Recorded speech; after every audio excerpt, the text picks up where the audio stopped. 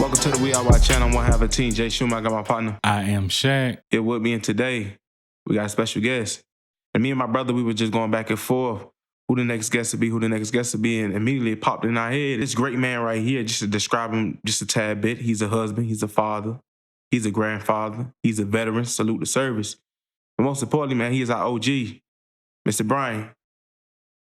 Hey, thank you so much for having me on your show. Man, I am a follower. I love what you guys are doing, and I am honored to be here today. Thank you very much, Shaq and James, for inviting me. No, we honored to have you, Mr. Bryan. Now, obviously, being a big advocate of the show, you know how we kind of start the show off, just asking physically and mentally how we're feeling. You know, throughout the week, it'd be upward and downward flows. So we just kind of want to start it off physically and mentally, how you're feeling. You know, I'm a seasoned person.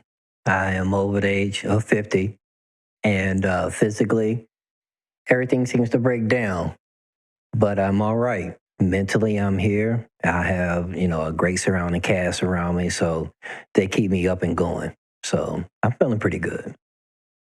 Great to have you.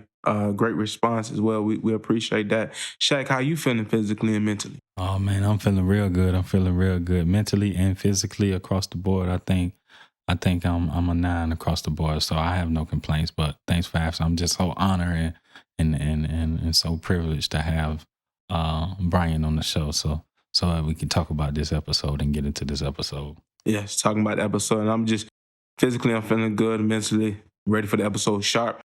And just to kind of dive into the episode, we always try to make sure our word of the day and physically and mentally kind of ties into our topic.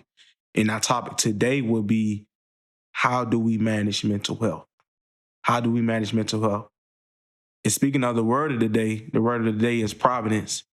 It's the guidance or the divine care. And just talking about mental health and how do we manage mental health? But before we can manage mental health, I believe we have to understand what is mental health. And I want to kind of just roundtable discussion, just talking to the guys, talking to you fellas, what is mental health and how do we know when our mental health is misaligned? Just referring to myself and just hearing about mental health, I just heard mental health about 3 or 4 years ago. Just didn't understand what does it mean? Where did it come from? And I remember around the pandemic time, people were saying that mental health just being sacred in the house, stuck in the house, can't do the necessary things that it was accustomed to doing. I was like, darn, mental health must be serious. It must be something that a lot of people go through. So my brothers, I just kind of want to feed off of y'all and understand, what is mental health to you? And also, when do we know when our mental health is misaligned or out of line?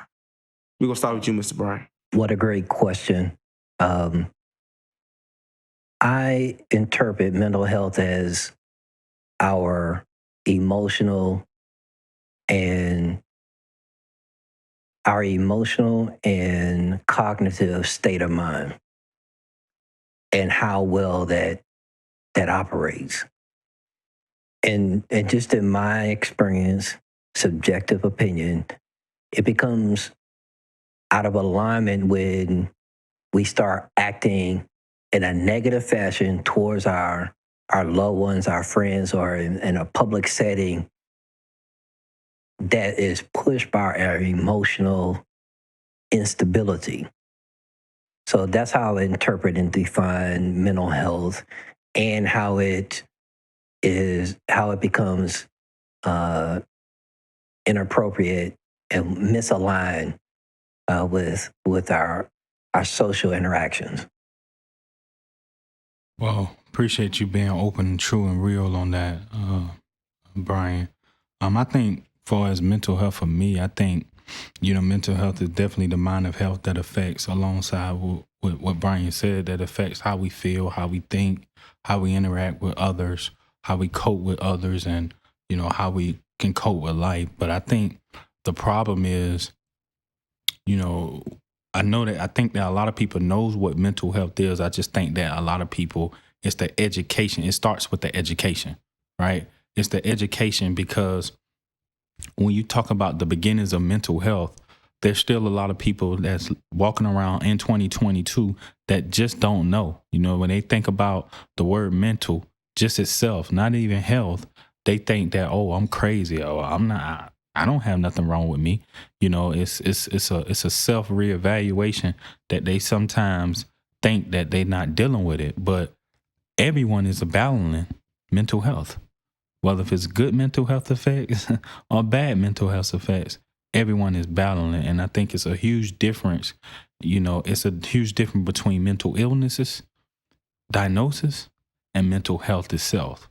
I think some examples of mental illnesses, disorders, are the bipolars, the ADDs, the schizophrenics, the autistic. But when you talk about the examples of mental health, alongside what Bryan stated, it's the depression, the stress, the anxieties, and so forth. And so I think that right now, when we look at this world, everyone is suffering from a mental health crisis. But, you know. Appreciate that, Shaq. And just to kind of piggyback off you just a little bit and how you just stated, people look at mental health, especially in 2022, if I don't have a problem, or I'm not schizophrenic, or have a bipolar, I don't have a mental issue. And I'm gonna be honest, I was one of those people as well. Well, I know nothing is wrong with me. I know I'm not bipolar. I was never diagnosed with that, so I don't have no mental problem. But just how both of you guys just said, it started with the emotional response, and just doing a little bit of research, and they were saying about how mental health can be formed by stress, anxiety, overthinking, your occupation. And I kind of just did some self-inventory myself, and I was just thinking, it had been times where I'd have been stressed out at work, come home and got to do this, got to do that. People criticizing you, and everywhere you go, it seemed like people just hounding you, or just criticizing in general. And by the time you lay down, it's like my body is physically sleeping, but my mental is not sleeping. And so at that point, I was like, well, maybe my mind is cluttered. But then that goes back down to mental health. I'm not mentally where I need to be. So we all probably had this issue, probably had these problems where we just stressed out, and we just feeling that we just need some clarity, just to be able to just woosah, breathe for a second. However, when we're feeling overwhelmed, we need someone to cope to. We need to vent. And I believe just starting off, as we was traditionalized as men especially, we'll just be gladiators, be tough, rough, rigid.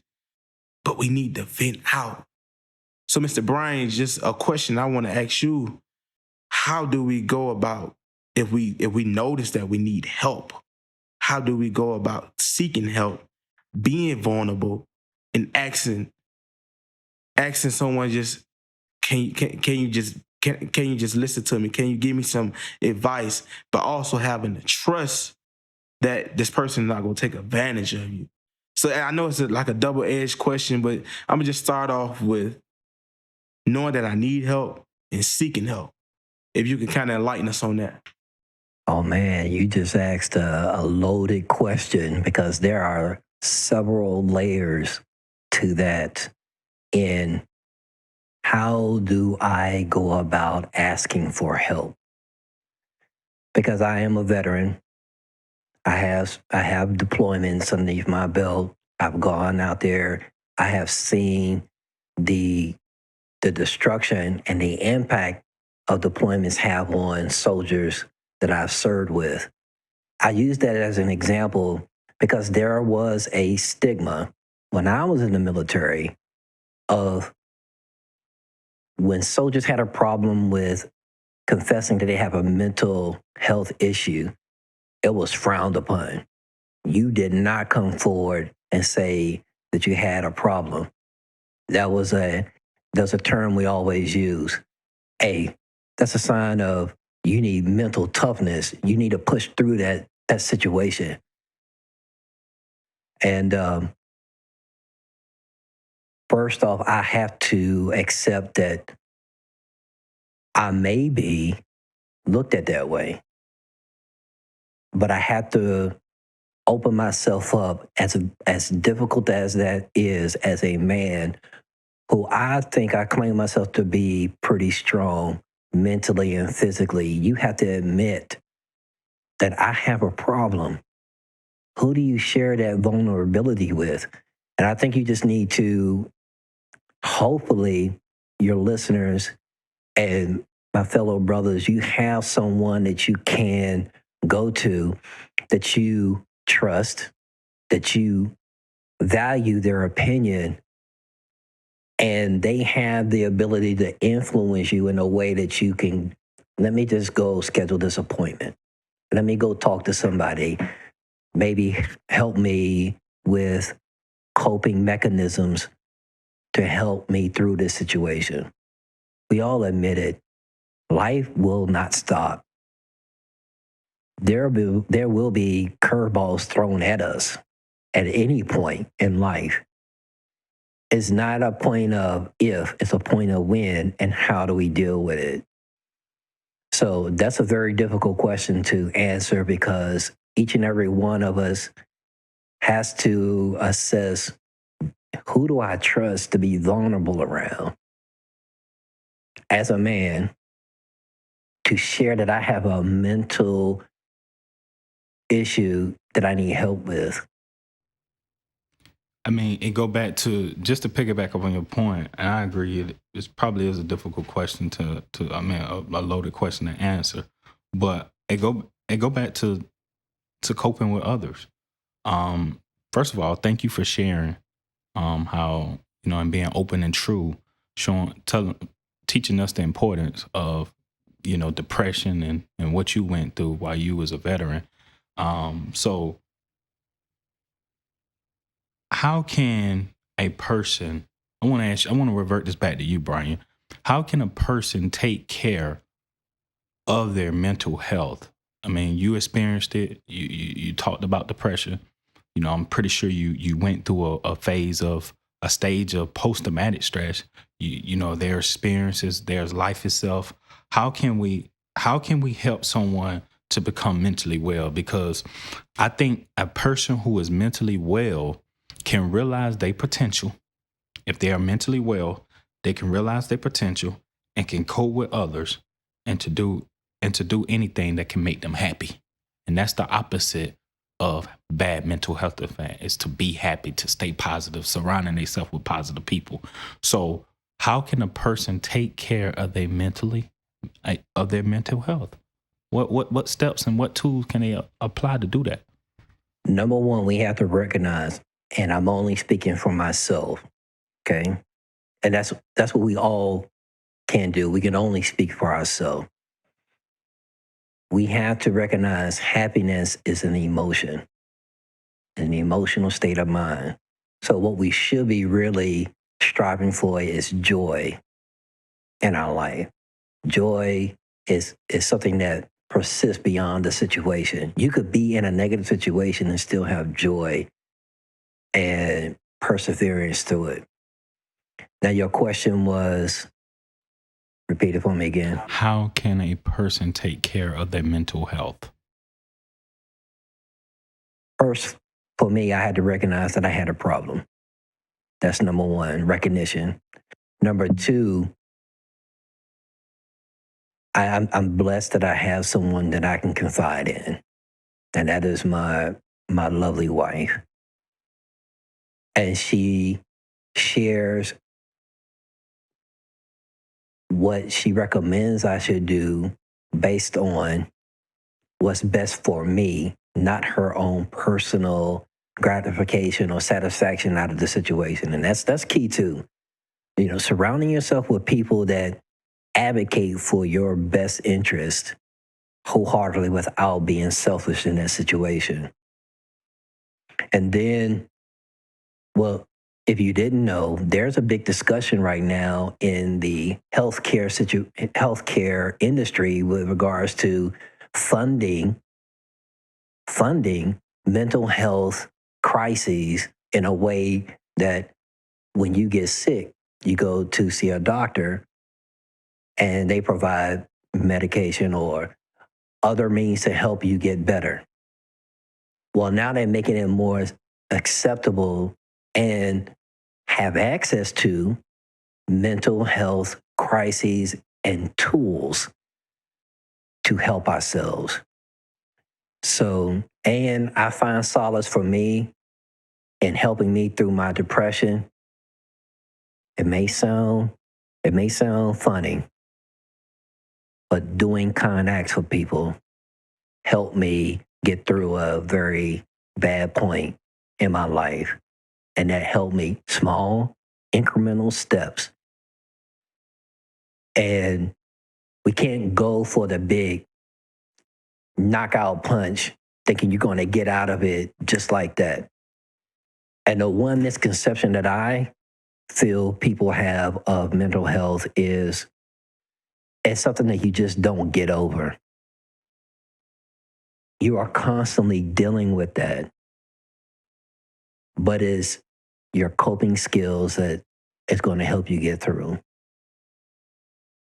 I agree with you. And I appreciate that. And I actually agree with you because I feel like it is help out there. I think accepting the help is also an issue that has came across because, like you said, it's the ownership, it's the recognition. You must have say that, hey, I have this issue, but because I was reading something the other day, there's something. It's like a 1-800 number that you can call, a mental health crisis line. If you're dealing with mental health, you can reach out for that. If you're dealing, matter of fact, like you said, if you go to your doctor's office and they got a list, they got a box, like when you're doing all the checkups and stuff, they have like a list, like, have you been experiencing any mental health crisis in the past 6 to 12 months? If you check yes, that doctor, they're partners with the doctor. A lot of people don't know they partners with these doctors, and they must report it to these funding people because that's how they get paid, and that's how you know the funding and the programs get paid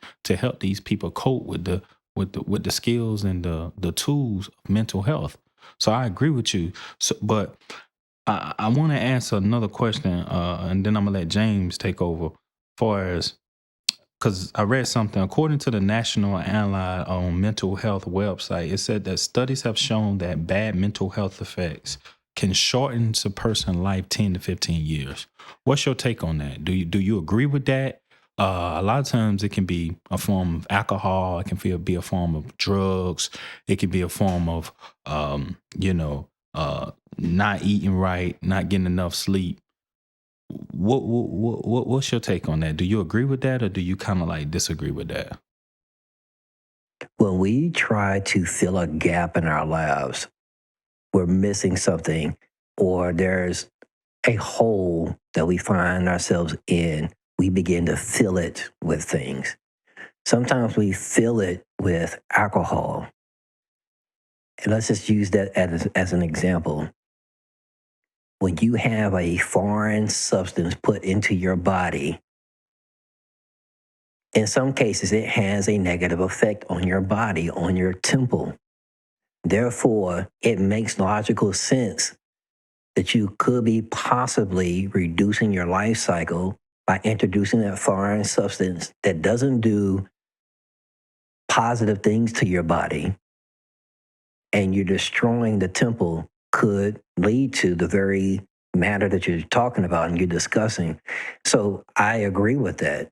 When smoking, or you're doing drugs, or you're doing all of these foreign substances that you're bringing into your body that's unnatural, you're tearing your temple. Therefore, reducing your life cycle, if will. Not all, but some. We cannot speak in absolutes because everything is per person dependent. And in all the actuality, I just feel like it's just a cry for help. They numbing the pain. It's just numbing the pain because they can't vent out to someone because they feel like they trust might be betrayed. So I know the bottle ain't gonna betray me, and I know the cigarette or the blunt is not gonna betray me. Or sometimes it might be in the form of sex, just to numb the pain. However, as OG Mr. Bryan just pointed out early on, he said, as far as he want to give, that was a form that kind of helped him in his journey. But after saying I need help, I believe sometimes we got to break the barriers down. Like break the barriers down, especially as men. And people go probably criticize me and him because they'd be like, Jay Schumer always talking about foundation, how you was brought up. But that's how you was brought up, how you was raised, how you was formed. As men, we were supposed to be tough. Like you don't supposed to cry, you don't supposed to grieve. And at that point, it's just I'm not being my authentic self. So I feel like as men, we just have to sometimes grieve. It have been times when I done been at a funeral and a man might be grieving over his mother or a loved one, and you'll hear people say, oh, he just doing too much or she doing too much. No, they are grieving. And sometimes how we were brought up is wrong. So we have to start over and implement the right substance, the right habits to become who we need to be our most healthy self, and not on a physical form, but as a mental as well. So just breaking the barriers down, I believe that's after the cry for help, stop numbing the pain. As you said, it's so many resources out there. That's what the doctors and things they're implementing into the world now. Just seek for help. And where I come from, I'm just one last point. Where I come from, and maybe we can kind of just talk about this a little bit. And people, I don't need to see no therapist. I don't need to see a therapist. Nothing wrong with me. I talk to my friend, but I don't need to see a therapist. And it's okay to go see a friend. It's okay to go talk to an aunt or uncle. But at the same time, just taking that small step. Because I'm gonna be honest with you, quite honest, and I'm gonna throw it back to you, Shaq. How I'm situated and how I am, I probably won't take that step to go see a therapist, but I go talk to you, my brother, because I know you'll understand me. So just reaching out to someone that understand you and also want to see the best you, as Mr. Bryan said, his wife wanting to see the best him. So seeing the best you. Well, I have something to say real quick to that. Because sometimes you can reach out, you're blind, and you reach out to someone else that's blind, and y'all going in the wrong direction, and you think that person you're reaching out to is going to help you. We have to seek professional help in this matter because we could lead ourselves in the wrong direction thinking we are helping ourselves. So it's important to have a supporting cast around you, but somebody has to be the one to say, look, I don't have the professional tools to help you, but let's go seek someone that can get you in the right arena so you can start building those coping skills yourself. I agree, but also too, Mr. Bryan, I think it's the lack of funding too. A lot of times, they do that. They probably want to, because I've known individuals, they do want to seek professional help. But when they look at the cost of a therapist, when they look at a counselor, when they look at, I don't have the type of insurance or they're not accepting my insurance, a lot of times they just want somebody to listen to. So I agree, sometimes you can put yourself on a bad arrow. A lot of times people that are dealing with problems, they just want somebody to listen to. And I did my research. Sometimes listening is more important than speaking. And so I think I agree with your point. I just think some people do it for the lack of funding. And it's kind of crazy that we're talking about this. And I would just want to ask you guys a question. So we've been talking about mental health. We know that it's serious. We had Bryan tell us and inform us on how depression was a crisis that how he overcame with. But what I want us to dive in a little deep. What are the solutions? And if we can go around the room and give 3, just to the people at home, 3 good mental health tools to go by, right? So for me, I'll start it off. I think the solution, it starts with the education, right? I think one of the solutions is awareness. People need to bring awareness. And then it need to be ownership. Ownership's a recognition. You need to accept that yes, I am going to some type of way in my life. I don't know when it'll be. It may be tomorrow, next week, next month, next year, the next day. I am going to face mental health. And then make a positive list of tools. I think that if they write down, I read this saying one time, you know, if you don't write it down, you don't own it. So write it down, what will help. I think proper meditation, like Bryan said, surround yourself with a good supporting cast, ask for help, and get good sleep.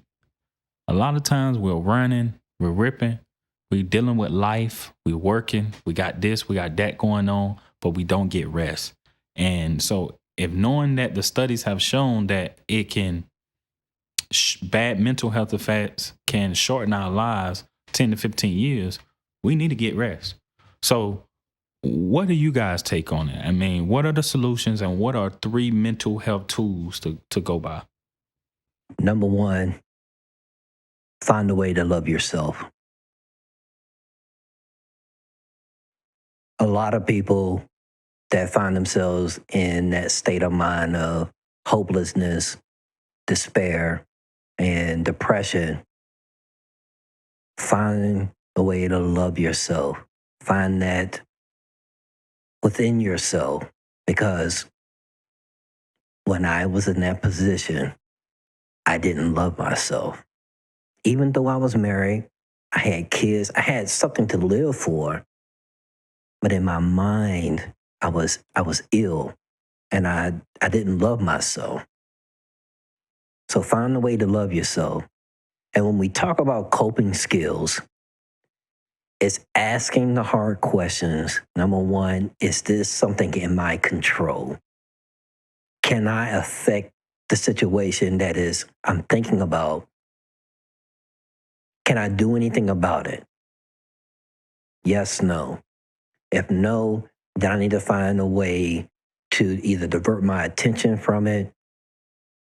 For me, I found solace in doing good deeds for people anonymously.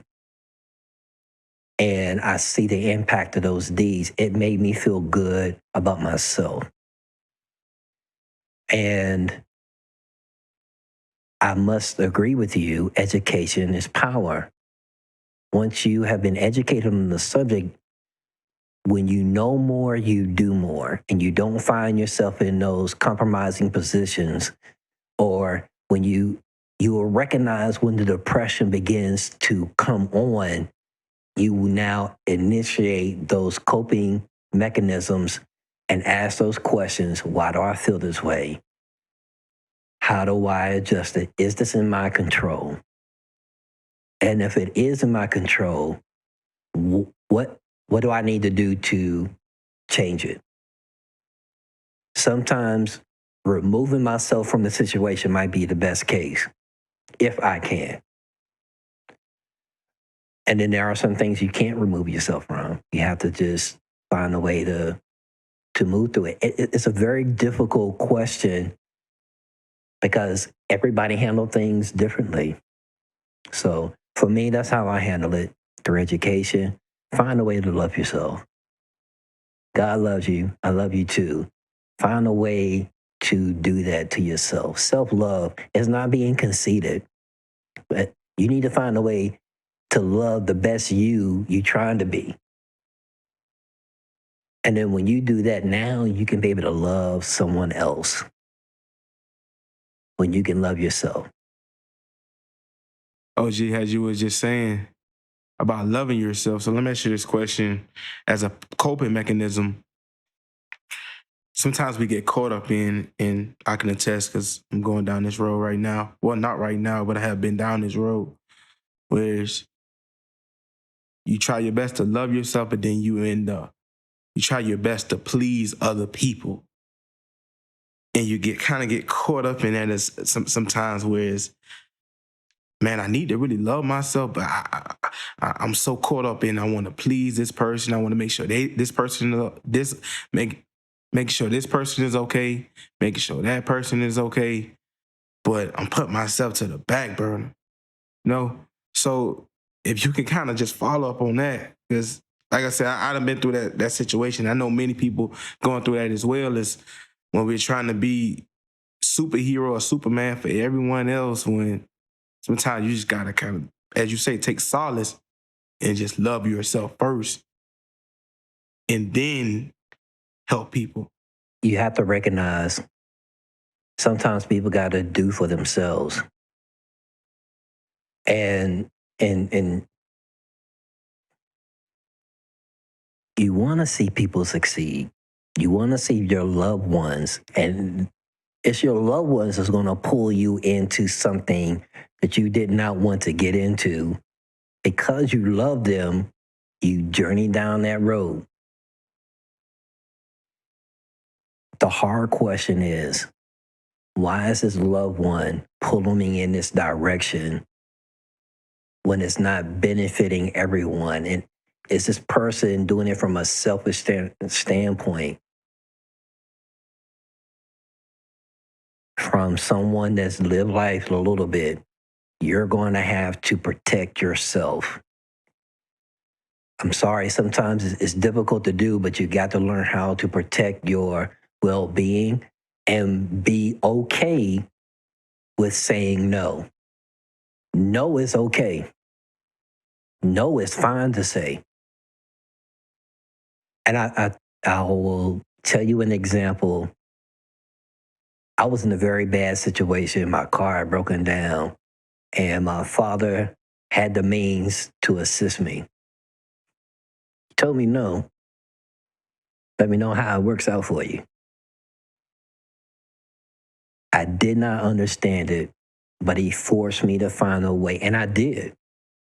And I thank my father for that. I appreciate that hard no, because I had to find a way. If my father made it easy for me, I would have never known how to work through that situation. So sometimes that no is the catalyst for that individual to find a way out of this situation. And it goes back to the mental crisis that we sometimes find ourselves in.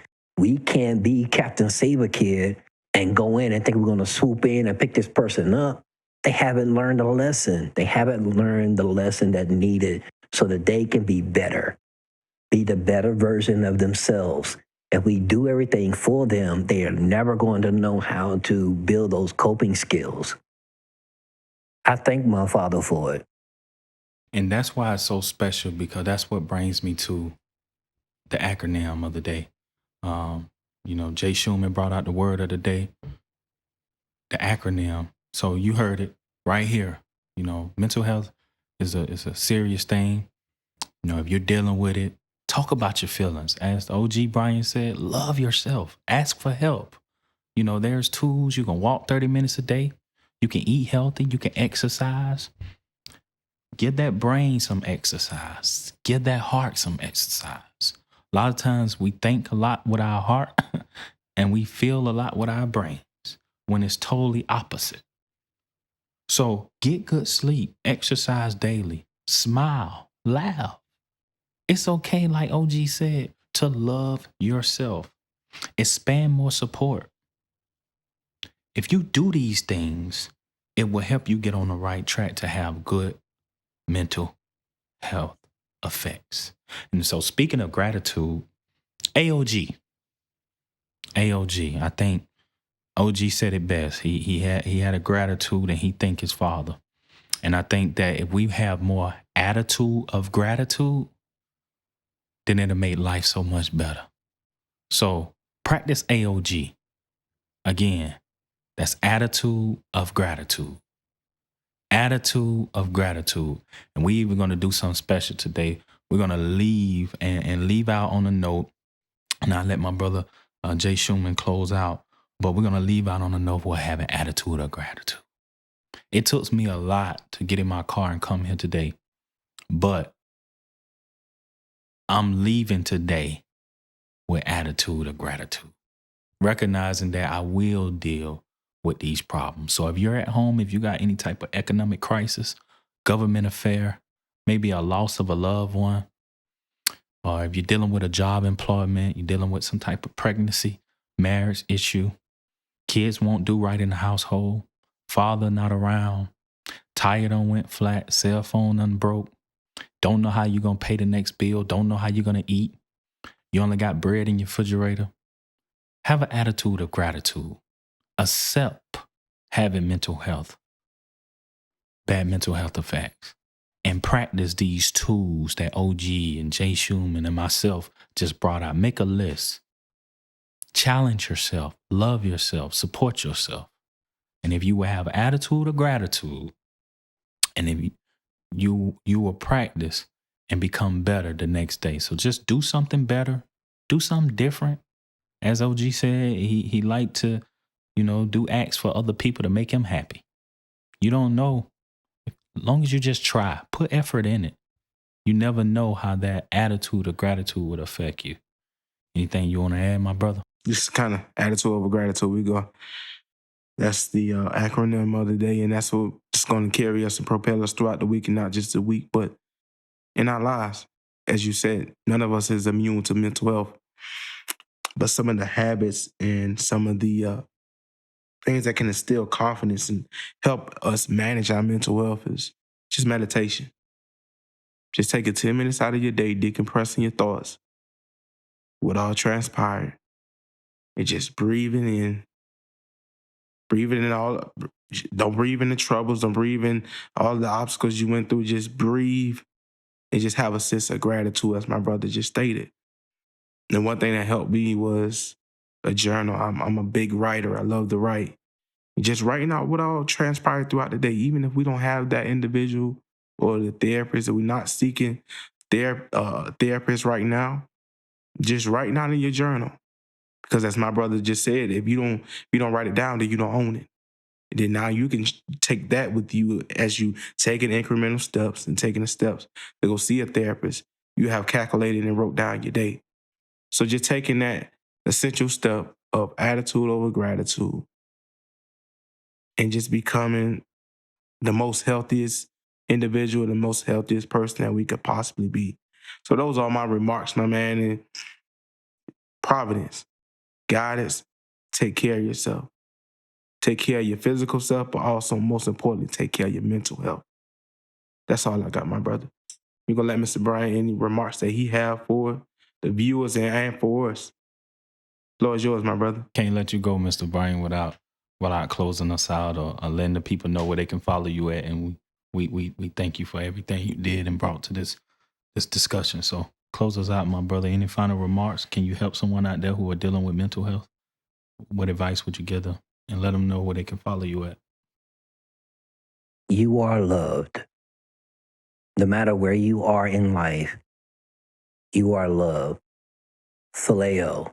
It's a brotherly love. That there are people out there that recognize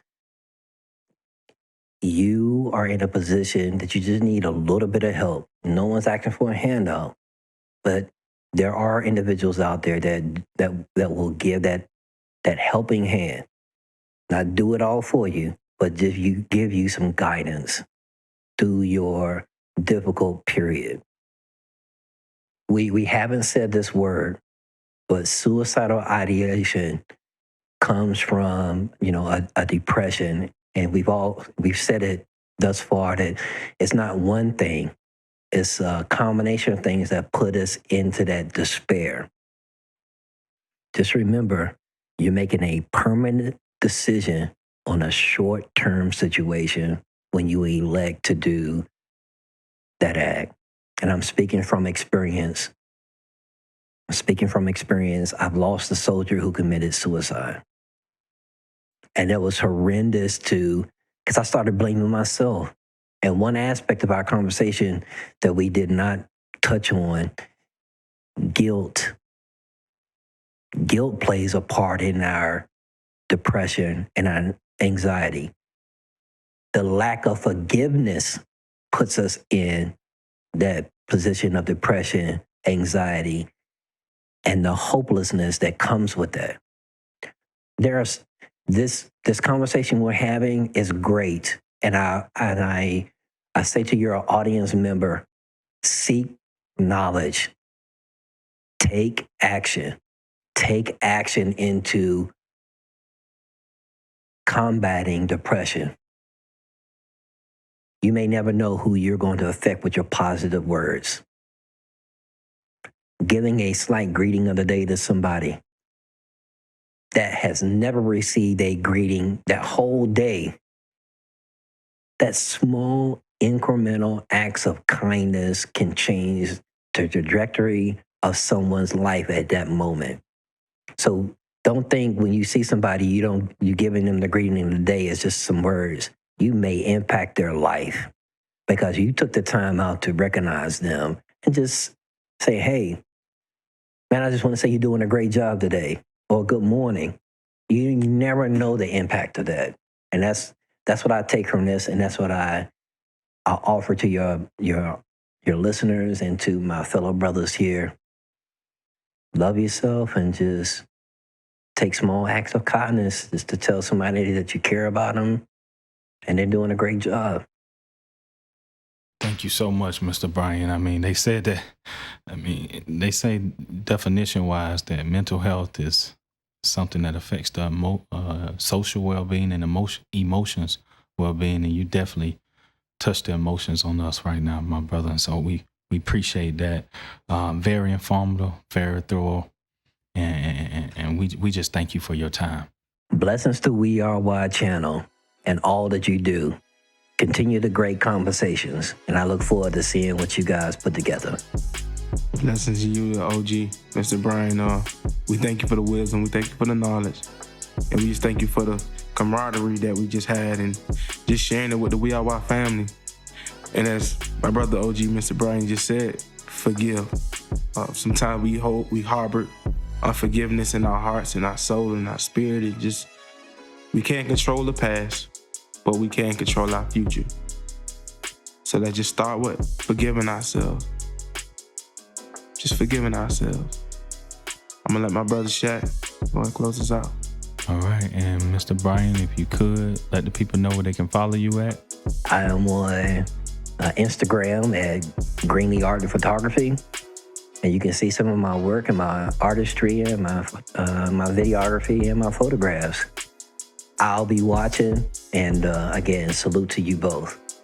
Thank you. Just such an honor, such a humble experience to have you on the show. Just so humble. We are our family. That's it. Hope you like this video. Make sure you please like, comment, subscribe, and just share your thoughts on how you feeling mentally. We really want to hear from you. Just as our brother OG Mr. Bryan just stated, we don't just say words just to say it. We mean it. And this topic is very meaningful. And as much as we try to give out to you, we want you to give to us as well. Because we all in this together. As we always say, each one teach one. However, I'm Jay Shuman. I am Shaq. Because we are why. We are why not. We out.